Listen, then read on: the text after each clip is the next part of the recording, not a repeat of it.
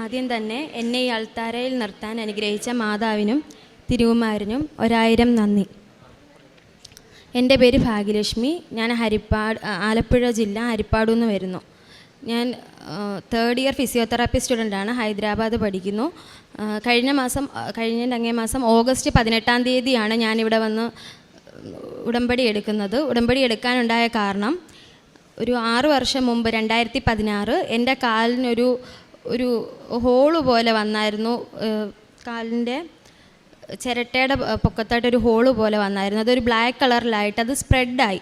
ആദ്യം വേദനയൊന്നുമില്ലായിരുന്നു, പിന്നീട് എനിക്കിത് വേദന ഉണ്ടായി. പിന്നെ ഓരോ ദിവസം കഴിയുന്തോറും എനിക്ക് കാല് താഴെ വേദന കൂടിക്കൂടി വന്നു. അതിനുശേഷം ഒരുപാട് ഡോക്ടർമാരെ കണ്ടു, ഒരു 13 ഡോക്ടർമാരോളം കണ്ടു. എല്ലാവരും ഓരോരോ ടെസ്റ്റിന് എല്ലാ ടെസ്റ്റുകളും കാര്യങ്ങളും എല്ലാം ചെയ്തു. ടെസ്റ്റിനകത്തൊന്നും ഒരു കുഴപ്പമില്ല, നോർമലാണ്. അങ്ങനെ ഞങ്ങൾ ആയുർവേദം, അലോപ്പതി, ഹോമിയോ എല്ലാ ഡോക്ടർമാരെ കാണിച്ചിട്ടും ഒരു കുറവും ഉണ്ടായില്ല. വർഷത്തിൽ 2-3 തവണ എനിക്കിങ്ങനെ വരാറുണ്ടായിരുന്നു.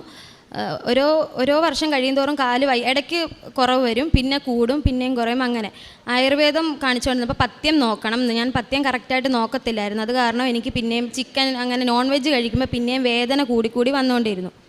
അങ്ങനെ ഞാൻ ഫിസിയോതെറാപ്പി ഫസ്റ്റ് ഇയർ പഠിക്കുന്ന ടൈമിൽ എനിക്ക് ആദ്യത്തെ ഒരു 2-3 മാസം ഇതുപോലെ വയ്യാതെ വന്നു. പിന്നെ അത് മാറി. പിന്നെ നാട്ടിൽ ലീവിന് വരുമ്പോൾ കണ്ടിന്യൂസ് ഡോക്ടറിനെ കണ്ടുകൊണ്ടിരിക്കുകയായിരുന്നു. അങ്ങനെ ഈ റീസെൻ്റായിട്ട് ജൂണിൽ എനിക്ക് പെട്ടെന്ന് ഇതുപോലെ കാലിന് പിന്നെയും വയ്യാഴിക വന്നു. അങ്ങനെ നടക്കാൻ പറ്റാത്തൊരു അവസ്ഥയിലായി. അങ്ങനെ പെട്ടെന്ന് തന്നെ ഞാൻ നാട്ടിൽ ലീവ് കഴിഞ്ഞ് അങ്ങോട്ട് പോയ ടൈമിലായിരുന്നു. പെട്ടെന്ന് തന്നെ അച്ഛൻ അവിടെ വന്നു. എന്നെ ഫ്ലൈറ്റിലാണ്, എനിക്ക് നടക്കാൻ പോലും പറ്റാതെ വീൽ ചെയറിലാണ് കൊണ്ടുവന്നത്. ഫ്ലൈറ്റിലാണ് ഇവിടെ കൊച്ചി വന്നിറങ്ങി. അതിനുശേഷം ഇതിൻ്റെ ഫ്രണ്ടിൽ കൂടെയാണ് പോയത്. അപ്പോൾ അച്ഛനാണെങ്കിൽ എനിക്ക് നടക്കാൻ പോലും പറ്റാത്ത അവസ്ഥയായതുകൊണ്ട് എന്നെ എടുത്തുകൊണ്ടാണ് ഇവിടെ മാതാവിൻ്റെ മുന്നിൽ കൊണ്ടുവന്നു. അതിനുശേഷം വീട്ടിൽ പോയി. ആദ്യത്തെ ഒരു 20 ദിവസം എനിക്ക് നടക്കാൻ പറ്റത്തില്ലായിരുന്നു. ഞാൻ കട്ടിലിൽ തന്നെ ആയിരുന്നു. എന്നെ എടുത്തുകൊണ്ടായിരുന്നു അച്ഛനോ അമ്മയോ ആരെങ്കിലും എടുത്തുകൊണ്ടായിരുന്നു വാഷ്റൂമിൽ കൊണ്ടുവരുന്നതും തിരിച്ചു കൊണ്ടുവരുന്നതും ഒക്കെ. അത്രയും നടക്കാൻ പറ്റാത്ത അതിസഹനമായ വേദനയുമായിരുന്നു.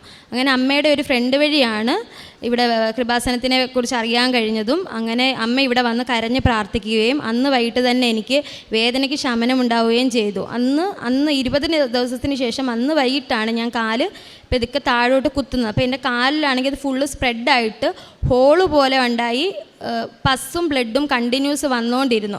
അപ്പം എനിക്ക് വേദന സഹിക്കാൻ വയ്യാത്ത വേദനയായിരുന്നു. അപ്പോഴും ട്രീറ്റ്മെൻറ്റ് ഉണ്ടായിരുന്നു. അങ്ങനെ കൃപാസനത്തിൽ വന്ന് പ്രാർത്ഥിച്ചതിന് ശേഷം അങ്ങനെ ഞങ്ങൾ ആദ്യം അമ്മയാണ് വന്ന് പ്രാർത്ഥിച്ച ശേഷം അന്ന് എനിക്ക് കാല് താഴെ കുത്താൻ പറ്റി. അതിനുശേഷം ഒരാഴ്ച കഴിഞ്ഞ് ഞങ്ങളിവിടെ വന്ന് ഉടമ്പടി എടുത്തു. ഓഗസ്റ്റ് മാസം 18-ാം തീയതി ഉടമ്പടി എടുത്തു.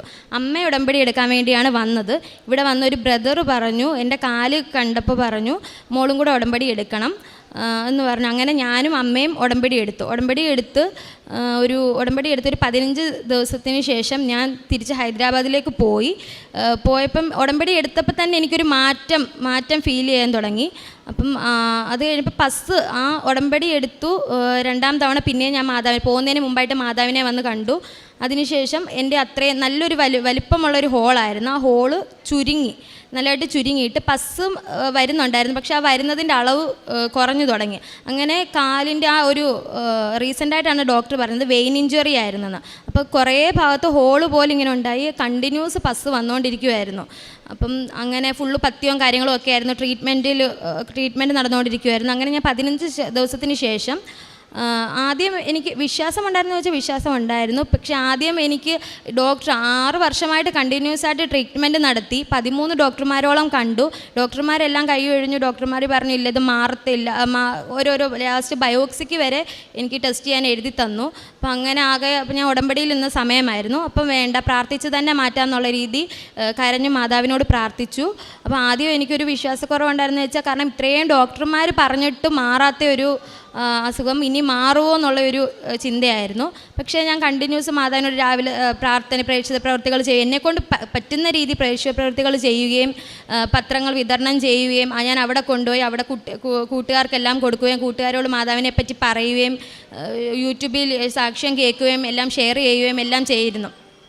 അങ്ങനെ ഞാൻ അവിടെ കോളേജിൽ ചെന്നതിന് ശേഷം ആദ്യം അപ്പോൾ ട്രെയിനിലാണ് പോയത്. അപ്പോൾ യാത്ര കാരണം എനിക്ക് കാല് താഴെ പോലും കുത്താൻ പറ്റത്തൊരവസ്ഥയിലായിരുന്നു.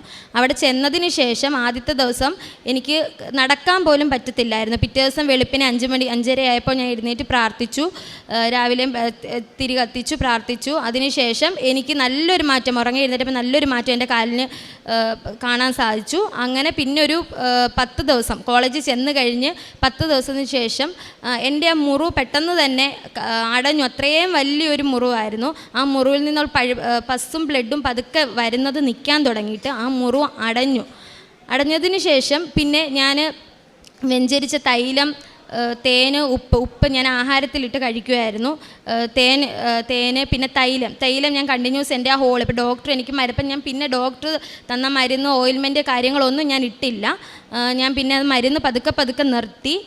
എന്നോട് ചിക്കൻ കാര്യങ്ങൾ, നോൺ വെജ് ഒന്നും കഴിക്കരുതെന്നാണ് പറഞ്ഞത്. അപ്പം എൻ്റെ ഈ മുറിവ് കഴിഞ്ഞ ശേഷം ഞാൻ തൈലമാണ് അവിടെ ഇട്ടത്, വെഞ്ചരിച്ച തൈലമാണ് മുറിവിലിട്ട് അവിടെ ചെന്നൊരു 10 ദിവസം കഴിഞ്ഞപ്പം എൻ്റെ മുറിവ് കരിഞ്ഞു. വളരെ അത്ഭുതം പോലെ തന്നെ എൻ്റെ മുറിവ് പതുക്കെ ചെറുതായി വരാൻ തുടങ്ങി. പെട്ടെന്ന് ഞാനൊരു ദിവസം രാവിലെ നോക്കിയപ്പോഴത്തേക്ക് ആ മുറിവ് അടഞ്ഞിരിക്കുന്നു. പിന്നെ പാട് കാര്യങ്ങൾ അങ്ങനെ ഉള്ളൂ. പക്ഷേ ആ ഹോളെല്ലാം, എനിക്ക് ആ ഉണ്ടായ ബ്ലഡും പസ്സും വന്ന ആ ഹോളുകളെല്ലാം അടഞ്ഞു.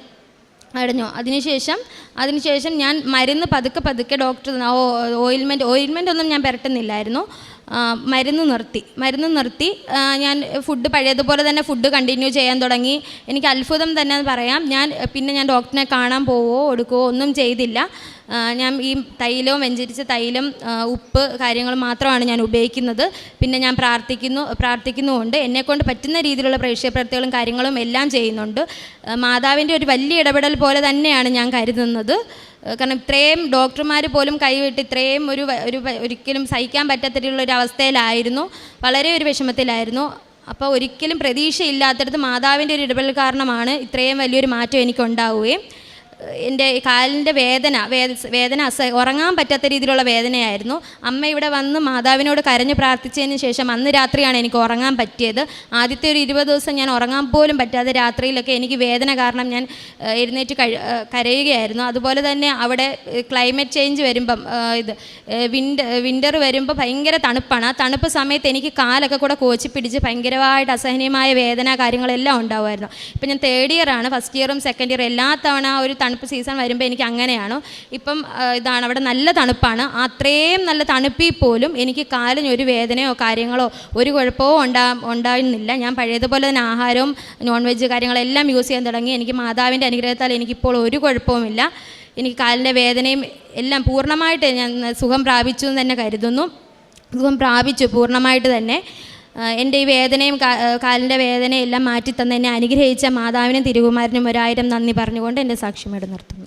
പരിശുദ്ധ അമ്മയുടെ മധ്യസ്ഥതയിൽ ലഭിച്ച സാക്ഷ്യം ഈ മകളുടെ കാര്യം തന്നെയാണ്. ആ മകൾ തന്നെയാണ് ഉടമ്പടി എടുത്തതും ഇന്ന് സാക്ഷ്യപ്പെടുത്താനായിട്ട് ഇവിടെ വന്നതും. അപ്പം ഇതൊരു അനുഭവമായതുകൊണ്ട് തന്നെ ഇത് പൂർണ്ണമായിട്ടും വാക്കുകളിൽ പറയാനായിട്ട് ആർക്കും സാധ്യമല്ല. അത് കഴിവിൻ്റെ പരമാവധി വ്യക്തമായിട്ട് അവൾ പറഞ്ഞു. ഇവിടെയുള്ള ആദ്യമായിട്ട് ഇവിടെ വരുന്ന സമയത്ത് അവളുടെ അപ്പൻ കയ്യിലെടുത്താണ് ഇങ്ങോട്ട് കൊണ്ടുവന്നതെന്നാണ് പറഞ്ഞത്.